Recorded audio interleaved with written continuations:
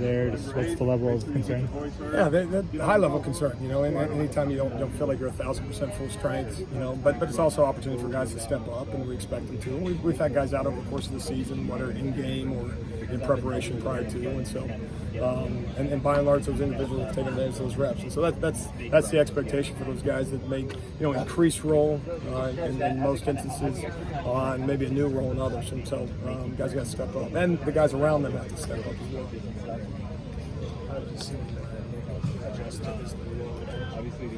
He's done a good job, and we need more production. I mean, at that spot.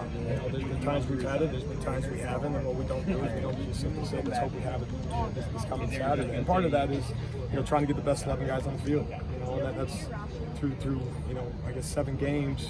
There's been moments where I feel like we've done that. There's been other moments where I'm not sure that we have. So that's kind of been the motivation, which is also by design in some ways for other guys to from a competitive standpoint, step up.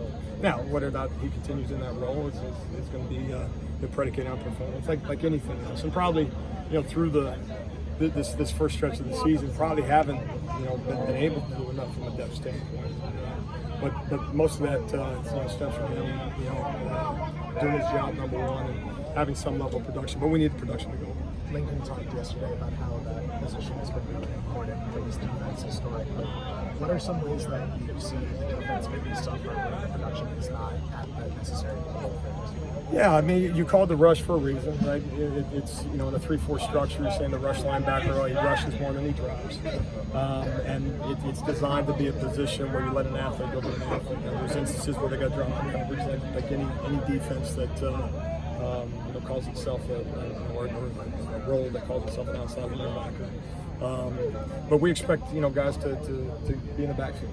Not just hold point, not just line up on every one of the guys sitting on the line of scrimmage, we recruit a 355 pound guy who sit him on the edge and stand there, and take on blocks. And so, our MO has been to have guys that are athletes, allow them to be athletes, and go help the quarterback. And so that's something that we need more of. You talked a lot about toughness on defense just generally all season.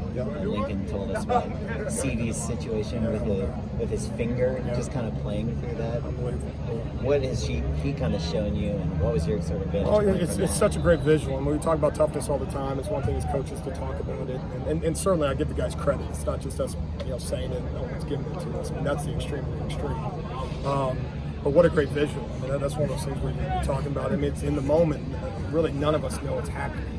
And you see a couple clips on video, and he kind of looks down. This is after the fact. So in the moment, I don't even know if we care in the moment. But I'm just trying to get a stop. But to his credit, he didn't care.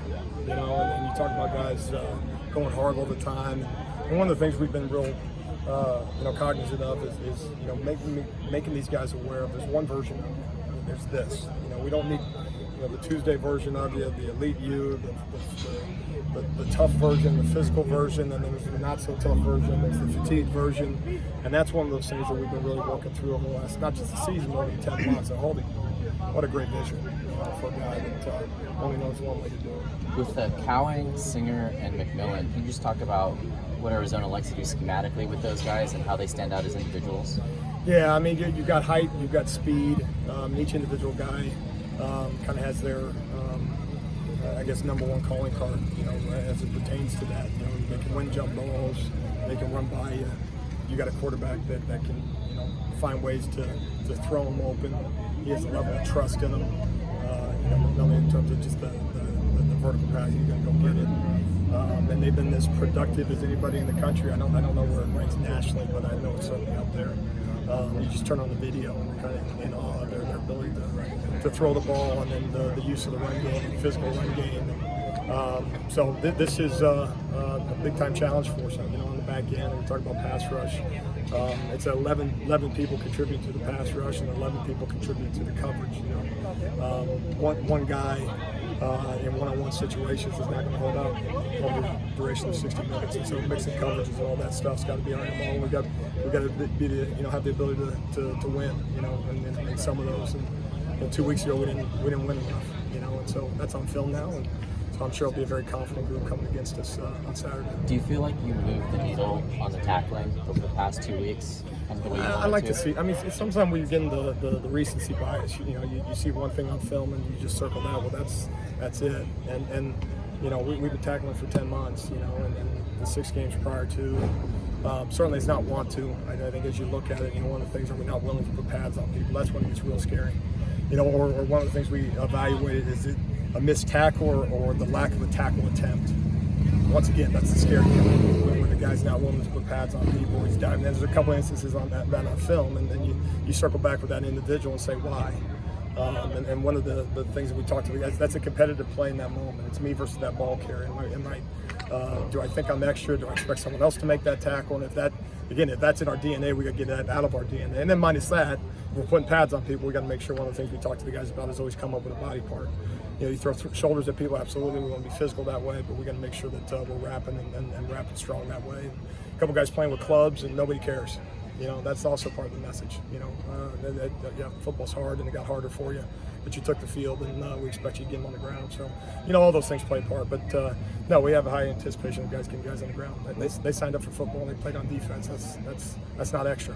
Let's do one more. With a couple guys playing with clubs, does that become a little bit more of a concern? It's a concern, but again, if you take the field, you could have an ankle, you could have a knee. I got a shoulder, you got this. Who knows what that ball carrier has? He may have issues too. He's got a job to catch it. What if he has a broken hand? He doesn't tell us his problems, and we got to overcome ours. And you're not measured by your handicaps, you're measured by production, and you're measured by outcomes. And so, and again, I don't want to make a bigger deal than that, but that's a couple instances, and it only takes one or two to create explosive plays and extend drives. But again, we expect to get guys on the ground. It's never going to be 100%. That doesn't exist in this sport, but the percentage got to be greater than it was a couple weeks ago. Thank you, Coach. All right, thanks, guys.